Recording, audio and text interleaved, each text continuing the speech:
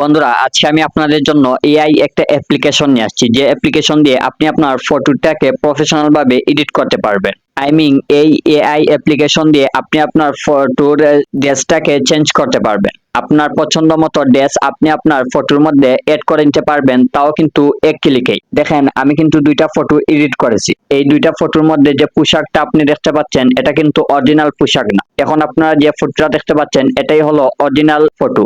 এই ফটোটা থেকে আমি কিন্তু এই দুইটি ফটো এডিট করছি, তাও কিন্তু এক ক্লিকেই। আপনি খুব সহজে এআই অ্যাপ্লিকেশন দিয়ে অসাধারণ অসাধারণ ফটো এডিট করতে পারবেন, একদম প্রফেশনাল ভাবে। কেউ বুঝতেই পারবে না যে আপনি আপনার ফটোর ড্রেসটাকে চেঞ্জ করছেন।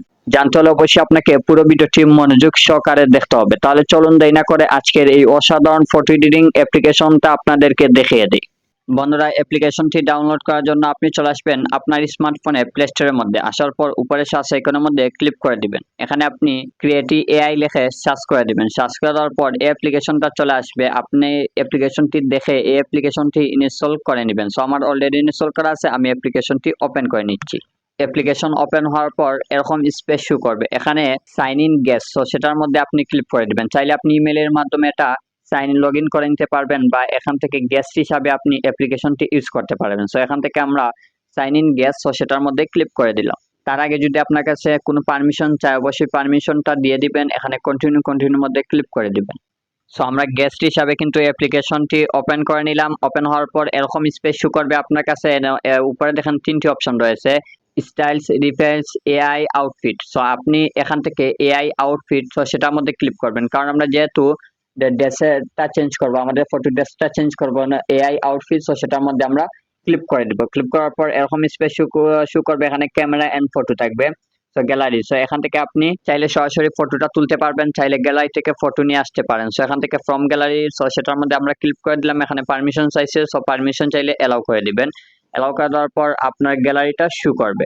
এখান থেকে আপনি আপনার যে ফটোর ড্রেসটা চেঞ্জ করতে চাচ্ছেন সেই ফটোটা নিয়ে নেবেন। সো এখান থেকে দেখেন, আমি এই ফটোর ড্রেসটা চেঞ্জ করবো, এখান থেকে এই ফটোটা আমরা সিলেক্ট করে দিলাম। তারপর এখানে নিচে দেখেন টিক আইকন, সো টিক আইকনের মধ্যে আপনি ক্লিক করে দিবেন। ক্লিক করার পর এরকম স্পেস শো করবে, এখানে নিচে অসংখ্য ড্রেস পেয়ে যাবেন। এখান থেকে আপনি আপনার পছন্দ মতো ড্রেস সিলেক্ট করতে পারেন। এখান থেকে বলতে পারেন যে ভাই বেশিরভাগই তো মেয়েদের ড্রেস। এখান থেকে আপনি যে কোনো ড্রেস সিলেক্ট করেন না কেন, কোনো সমস্যা নেই। এখান থেকে এআই বুঝে নিবে যে আপনি ছেলের পিক দিয়েছেন না মেয়েদের পিক দিয়েছেন। সেখান থেকে যেই ড্রেসটা আপনার পছন্দ হবে আপনি সেই ড্রেসের উপর ক্লিক করে দিবেন। এখান থেকে আমি এই ড্রেসের উপর ক্লিক করে দিলাম। এখান থেকে যেহেতু মেয়েদের পিক আসছে, সমস্যা নাই, এআই বুঝে নিবে যে আপনি ছেলে না মেয়ে। এখান থেকে ছেলে মেয়ে উভয়ের ড্রেস চেঞ্জ করতে পারবেন। তারপর এখানে জেনারেল, সেটার মধ্যে আপনি ক্লিক করে দিবেন। ক্লিক করার পর এখান থেকে কিন্তু আপনাকে কিছু সময় অপেক্ষা করতে হবে, কারণ অনেক মানুষ অলরেডি কিন্তু ফটো এডিট করতেছে। এখান থেকে আপনি আপনার পজিশনটা এখান থেকে দিয়ে দিবে, আপনি অবশ্যই এখান থেকে অপেক্ষা করবেন। অনেকের আছে অপেক্ষা করতে করতে আসবে না। এখান থেকে নিচে আবার দেখবেন ফাইল দেখাবে, এখান থেকে নিচে আবার জেনারেট, সো সেটার মধ্যে ক্লিক করে দিলে এভাবে টাই করবেন, বা অনেক সময় আছে শুরুতেই টাই করলে চলে আসবে।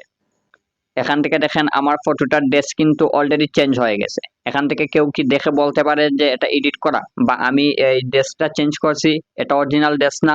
কেউ বলতে পারবে? আপনি দেখেন ভালো করে, কেউ বলতে পারবে না। এখন এটাকে আপনাকে সেভ করতে হবে। এখানে দেখেন ফটোর মধ্যে কিন্তু ওয়াটারমার্ক চলে আসছে। এখন যদি আপনি ডাউনলোড আইকনে, সেভ আইকনে ক্লিক করে এটা সেভ করেন, তাহলে কিন্তু ওয়াটারমার্ক থাকবে, তো অন্য কোথাও আপনি আপলোড করতে পারবেন না। এখান থেকে আমি আপনাদের একটা টিপস দেখাই। এখানে নিচে দেখেন রয়েছে অ্যাপ্লাই, সো আপনি অ্যাপ্লাই এর মধ্যে ক্লিক করে দিবেন। সরাসরি ডাউনলোড না করে অ্যাপ্লাই এর মধ্যে ক্লিক করবেন। এখান থেকে ক্লিক করার পর এখানে ওয়াটারমার্কটা চলে যাবে। এখান থেকে আপনি স্ক্রিনশট নিয়ে নেবেন একটা।